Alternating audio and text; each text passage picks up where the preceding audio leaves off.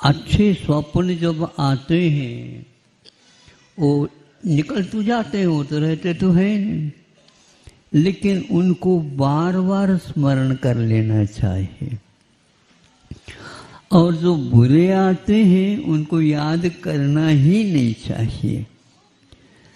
अथवा कोई अनर्थ हमसे घटित है तो उसको बार बार याद करना चाहिए और अपने हाथ से चाटा अपने आप को।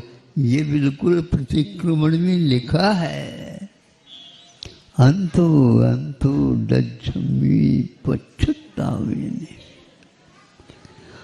अंदर ही अंदर दग्ध होता हुआ पश्चाताप रूपी अग्नि के द्वारा।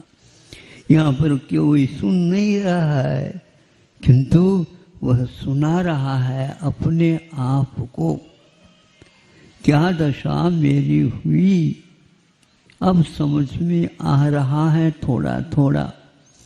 तो उस समय वह बार बार अंतो अंतो डच्छमि, और कंठगत प्राण जैसे होते हैं ऐसे वो कंठ में अवरुद्ध होता है। कई बार अपने आप के अनर्थों के बारे में सोचते हैं, रोया नहीं जाता है किंतु कंठ अवरुद्ध हो जाता है। वो होना चाहिए कि कम से कम अपने की हुई गलती के बारे में प्रतिक्रमण इसीलिए रखा गया है और कहा जिस प्रकार स्वाध्याय करते हो उससे कई गुना प्रतिक्रमण को दोहराओ। और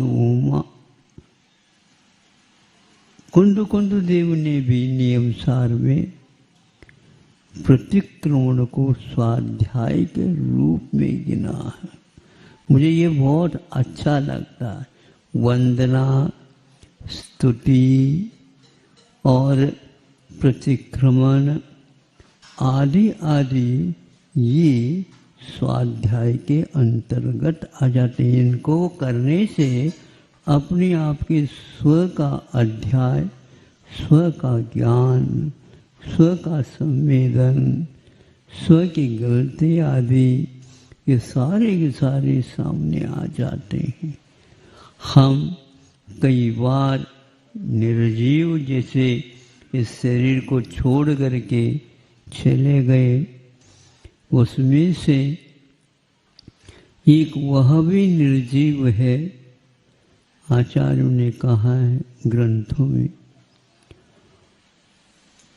असंख्यात अर्ध पुद्गल परिवर्तन काल तक आपके द्वारा धारण किया हुआ जो देह शरीर था वह छूटने के बाद आप तो चले गए दूसरे पर्याय में, किंतु वह पड़ा रहा। और असंख्यात का अर्थ बहुत दूर होता है, उसको यूं कह दो असंख्यात तीर्थंकर 24 हो जाए उतना काल तक वह निर्जीव आपके द्वारा या आप ही समझ लो वहाँ पड़ा रहता है। आप मान लो देव हो गए तो वो पड़ा हुआ देखने को मिलता है। बर्फ आदि में जहाँ कहीं भी रह गया और असंख्यात पुद्गल परावर्तन काल, तो बहुत रोंगटे खड़े हो जाते हैं कि हमारा अतीत क्या था, आज क्या है। पुनः वो नया शरीर मिला तो उसी में गाफिल हो रहा है। और वह कितना बड़ा मत्स्य भी हो सकता है, 500 धनुष से भी बड़ा। अब क्या करना चाहते हो आप बताओ, कौन से शरीर को प्राप्त करना चाहते हो? करना तो है, किंतु जिसकी करने से केवल हम विषयों से बच करके, क्योंकि औदारिक शरीर मिलता है तो ही विषयों से हम बच सकते हैं पूर्ण रूप से, बाकी कोई पर्याय सार्थक नहीं। तो इसलिए आप लोग अन्य ज़्यादा विचार नहीं किया करो। बच्चे का क्या होगा, बच्चा सोचता है पिताजी का क्या होगा, बच्चा सोचता है कि दादाजी का क्या होगा। प्राय करके पिताजी दादाजी के बारे में कुछ सोचते ही नहीं। हमारा तो कर्तव्य है कम से कम दादाजी के बारे में हम ही सोचे। दादाजी भी नाती के बारे में बहुत सोचता है, जाते जाते भी वापस आ जाता। कहाँ जाते? मान लो मरण होने को है तो भी नहीं होता, मरण ही नहीं होता। क्यों नहीं होता? तो पिताजी कहते हैं नाती का बहुत मोह है, नाती के बारे में सोच रहा है। बावला, स्वयं के बारे में तो सोच ले।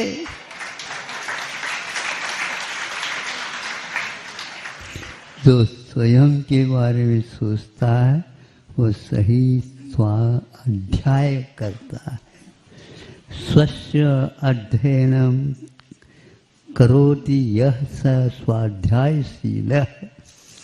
वो स्वाध्यायशील माना जाता है। कई बार ये छूटा मिला मिला तो औदारिक शरीर मिले और मनुष्य का मिले। और मुनि महाराज जैसे हमेशा हमेशा सोचते हैं संतुष्टो भट्ट पानीषु। एक बार इसको देना है वेतन, भाड़ा, भाड़ा समझते हो? किराया इसको किराए तो देना तो पड़ेगा। अच्छे किराए देना चाहिए। हम तो अच्छे ढंग से किराया देने के लिए कहते हैं कि वह विषय न बने किंतु किराया बने। और उसको जो काम करता है लेबर, वो उसको देते हो कि नहीं अच्छे ढंग से? भैया इसके माध्यम से तो दुकान चल रही है। उसी प्रकार हमारी भी तो ये दुकान चलती है। जब कभी भी ग्राहक आते हैं, आलस छोड़ करके ग्राहक की बात को सुनना पड़ता है, जिसके द्वारा क्यों आप लोगों की जब दुकान चलती तो कैसा होता बताओ? महाराज पानी भी नहीं पीते, चाय तो दूर की बात है। इसी प्रकार आगे के भाव के बारे में यदि मान लो मार्ग सही निकलता है तो बहुत खुशी होती है कि शास्त्र में लिखा है केवल संतुष्टो भक्त पानीषु। केवल संतोष हो लेना जो कुछ भी मिला है अपने कर्म के उदय में, उसमें क्या है? कुछ नहीं है, किंतु वह कर्म निर्जरा के लिए कारण होता। एक बार इसको भाड़ा देता है और 24 घंटा उससे काम लेता है। हाँ, और देता भी रहता है वो अच्छे ढंग से। बीच बीच में उपवास आदि करता है, रसों का त्याग करता है, कुछ कम भी देता है।